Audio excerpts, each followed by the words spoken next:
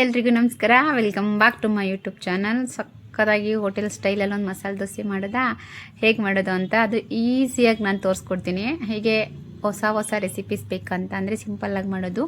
ನನ್ನ ಪೇಜ್ನ ಫಾಲೋ ಮಾಡ್ಕೋಬೇಕು, ನನ್ನ ಚಾನಲ್ನ ಸಬ್ಸ್ಕ್ರೈಬ್ ಮಾಡ್ಕೊಳ್ಳಿ. ಒಂದು ಬಾಣಲಿಗೆ ಎಣ್ಣೆ ಬಿಸಿ ಮಾಡೋಕ್ಕಿಟ್ಟು, ಬಿಸಿ ಆದಮೇಲೆ ಈರುಳ್ಳಿ, ಶುಂಠಿ ಮತ್ತು ಬೆಳ್ಳುಳ್ಳಿ ಮೂರನ್ನೂ ಹಾಕಿ ಚೆನ್ನಾಗಿ ಫ್ರೈ ಆದಮೇಲೆ ಮುಂಚೆನೇ ಒಂದು 10 ನಿಮಿಷ ಬಿಸಿನೀರೆಲ್ಲ ನೆನೆಸಿಟ್ಟಿದ್ದಂಥ ಬ್ಯಾಡಗಿ ಮೆಣಸಿನ್ಕಾಯಿನೂ ಕೂಡ ಹಾಕ್ಕೊಂಡು ನಾನು ಫ್ರೈ ಮಾಡ್ಕೊತಾ ಇದ್ದೀನಿ.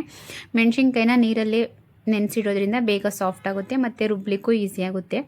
ಚೆನ್ನಾಗಿ ಫ್ರೈ ಆದಂಥ ಮಸಾಲಾನ ತಣ್ಣಗಾಗ್ಲಿಕ್ಕೆ ಬಿಟ್ಟು, ಅದು ತಣ್ಣಗಾದ್ಮೇಲೆ ಜಾರ್ಗೆ ಹಾಕ್ಕೊಂಡು ಮತ್ತೆ ರುಚಿಗೆ ತಕ್ಕಷ್ಟು ಉಪ್ಪನ್ನ ಹಾಕೋತಾ ಇದ್ದೀನಿ. ನೀರು ಹಾಕ್ಕೊಳ್ದೇನೆ ಒಂದು ಸ್ವಲ್ಪ ಬೇಕಂದರೆ ಒಂದು ಸ್ವಲ್ಪ ನೀರನ್ನ ಹಾಕ್ಕೊಂಡು, ಇಲ್ಲಾಂದರೆ ಹಂಗೆ ಪೇಸ್ಟ್ ಆಗುತ್ತೆ ಅಂದರೆ ಓಕೆ. ಚೆನ್ನಾಗಿ ಅದನ್ನು ನುಣ್ಣಗೆ ಪೇಸ್ಟ್ ಮಾಡ್ಕೋಬೇಕು.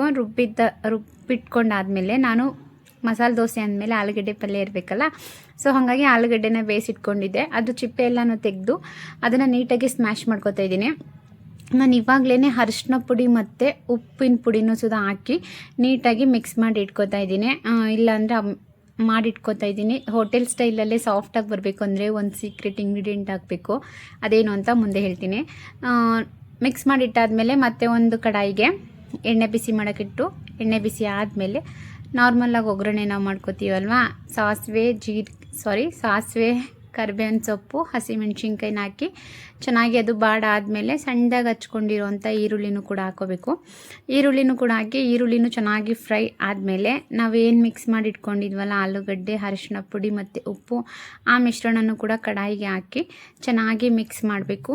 ಎಣ್ಣೆಲಿ ಉಪ್ಪು ಖಾರ ಎಲ್ಲ ಆಲೂಗಡ್ಡೆಗೆ ಹಿಡಿಬೇಕು. ಅದು ಚೆನ್ನಾಗಿ ಮಿಕ್ಸ್ ಆದಮೇಲೆ ಒಂದು ಅರ್ಧ ಗ್ಲಾಸಷ್ಟು ಹಾಲನ್ನ ಹಾಕೋಬೇಕು. ಹಾಲು ಹಾಕ್ಕೊಂಡ್ರೆ ಅದು ಎಷ್ಟು ಸಾಫ್ಟಾಗಿ ಬರುತ್ತೆ ಅಂದರೆ ಸೇಮ್ ಹೋಟೆಲ್ ಸ್ಟೈಲಲ್ಲೇ ಸಿಗುತ್ತೆ. ನೀವು ಬೇಕು ಅಂದರೆ ಸ್ವಲ್ಪ ಬಟಾಣಿ ಕೂಡ ನೀವು ಒಗ್ಗರಣೆಗೆ ಹಾಕೋಬೋದು. ಬಟ್ ನನ್ನ ಹತ್ರ ಬಟಾಣಿ ಖಾಲಿಯಾಗಿತ್ತು ಅಂತ ಹಾಕಲಿಲ್ಲ. ಹಸಿ ಬಟಾಣಿ ಕೂಡ ಹಾಕ್ಕೊಂಡ್ರೂ ಚೆನ್ನಾಗಿರುತ್ತೆ. ಮೇಲೆ ಕೊತ್ತಂಬರಿ ಸೊಪ್ಪು ಹಾಕಿದ್ರೆ ಹೋಟೆಲ್ ಸ್ಟೈಲ್ ಆಲೂಗಡ್ಡೆ ಪಲ್ಯ ರೆಡಿ ಆಯಿತು.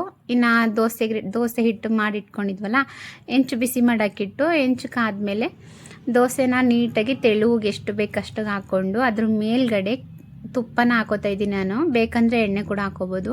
ಅದಾದಮೇಲೆ ನಾವು ಕೆಂಪು ಚಟ್ನಿ ರೆಡಿ ಮಾಡಿಟ್ಕೊಂಡಿದ್ವಲ್ಲ, ಆ ಕೆಂಪು ಚಟ್ನಿನ ಖಾರ ಇಷ್ಟಪಡೋರು ದಪ್ಪಕ್ಕೆ ಬೇಕಾದರೆ ಹಾಕೊಬೋದು, ಬೇಡ ಅಂದರೆ ಸ್ವಲ್ಪ ಎಷ್ಟು ಬೇಕಷ್ಟನ್ನ ಹಾಕ್ಕೊಂಡು ಮಧ್ಯದಲ್ಲಿ ಆಲೂಗಡ್ಡೆ ಪಲ್ಯ ಹಾಕ್ಕೊಂಡು ದೋಸೆ ಚೆನ್ನಾಗಿ ರೋಸ್ಟ್ ಆದಮೇಲೆ ತಟ್ಟೆಗೆ ಹಾಕ್ಕೊಂಡು ತಿಂತಾಯಿದ್ರೆ ಯಾವ ಹೋಟೆಲ್ಗೂ ಕಡಿಮೆ ಇರಲ್ಲ. ಮನೇಲಿ ಮಾಡಿ ನೋಡಿ, ಆಮೇಲೆ ಹೇಳ್ತಾರೆ ಯಾವ ಹೋಟೆಲಿಂದ ತಂದೆ ಅಂತ, ಅಷ್ಟು ಚೆನ್ನಾಗಿರುತ್ತೆ.